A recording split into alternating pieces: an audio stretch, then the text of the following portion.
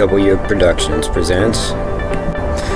Alright, I just want to start off by saying, for the sake of continuity in this video, I have color-coded the different modules so that they more seamlessly integrate into the video. Alright, thank you. We recently took a trip down to Ocean City, Maryland for my son's second birthday. But enough about that. Let's get right into it. So, what is myco-remediation? Well, you probably heard about the concept bioremediation, which is just bacteria or nature healing nature. Then there's phytoremediation, which plants are healing their habitat. And finally we have myco-remediation, which is fungi cleaning up an environment or habitat. But I can hear you all out there right now just asking, how? Well, mushrooms are nature's decomposers. They produce enzymes which are capable of breaking down different particulates. They're even capable of breaking down things like plastics and other aromatic hydrocarbons such as, well, diesel. And this is what is attractive about this process of myco-remediation. It'll turn it back to non-toxic dirt.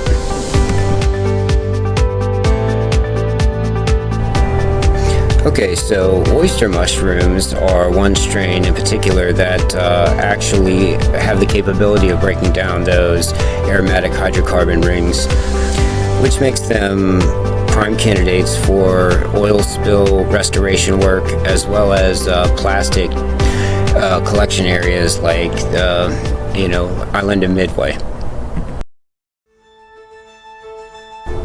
So in researching this topic, I came across Paul Stamets' name quite a few times.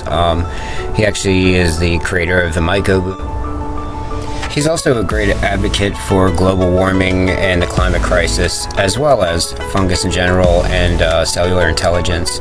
But what he said about the BP oil spill in particular is that it had severe lasting consequences in hurricane intensity and the bleaching of corals, loss of biodiversity, and exponential greenhouse gases.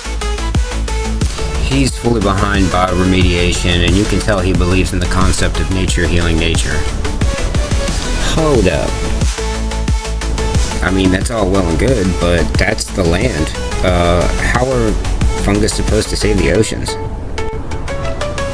Well, Paul Stamets actually collaborated with Batella Labs to do some experimentation on just that, and there is a strain that Paul Stamets found that is saltwater resistant.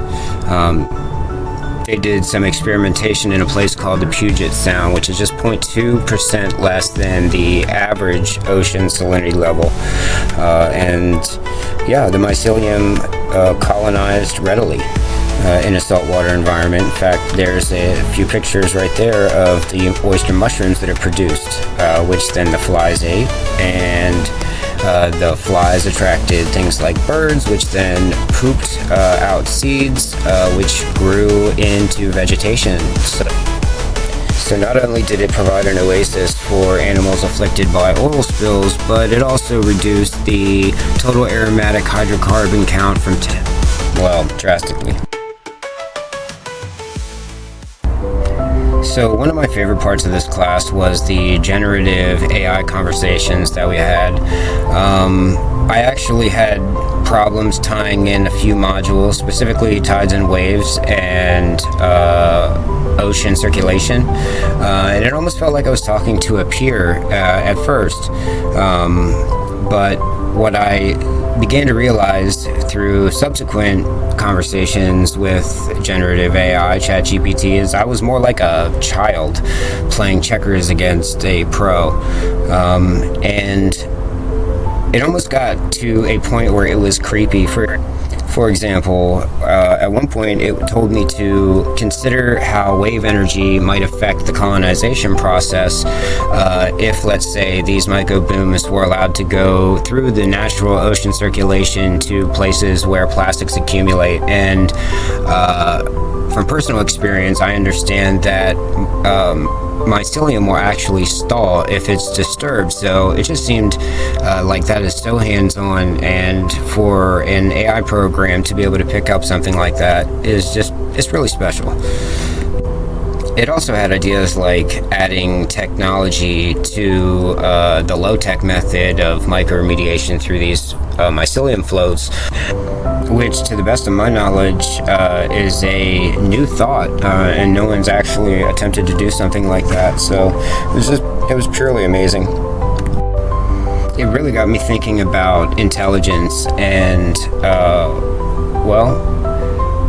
the fact that maybe mycelium has some kind of an intelligence to it as well, that could be comparable to something like AI. So I decided to include something about that. So remember that Paul Stamets guy I was talking about earlier? Well, he's a huge proponent of cellular intelligence, and a type of intelligence that maybe we don't quite grasp. He's been on Joe Rogan and TED Talks, and a lot of his information is from hands-on experience. He truly believes that fungus can save the world. And he makes that point by trying to describe how mycelium reaches out similar or has similar interactions as neurons do. One of his most famous points that he makes on Joe Rogan is how slime mold was actually capable of making the Tokyo subway system more efficient than the team of engineers that built it originally, and it did so out of necessity. Really, it was just trying to find nutrition and make pathways to that. And he also makes arguments about how fungus can clean up radiation, manipulate insect hosts, and even be used to create imitation leather. Oh, and he also believes that psilocybin could have possibly been the reason that we became Homo sapiens and have a frontal cortex. So this project really got me thinking about what it means to be a Christian, believe it or not. I know it's probably not a popular worldview. Oh yeah, there's some tracks left in the sand at our vacation, and believe it or not, some Jesus sandcastles. But as I was saying, in the Bible, it is pretty clear that our role was once to be a steward of earth, and we kind of sacrificed that for industry and ultimately money.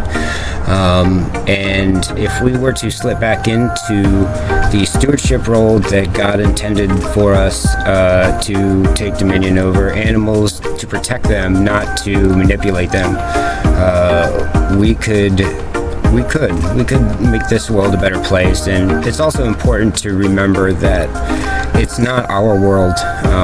Going on vacation with my family and sitting in the background and watching them play in the ocean helped to remind me that this is their planet. Now go get out there and bioremediate. Oh yeah, that was a clip of a dolphin behind a surfer. Alright, thank you very much.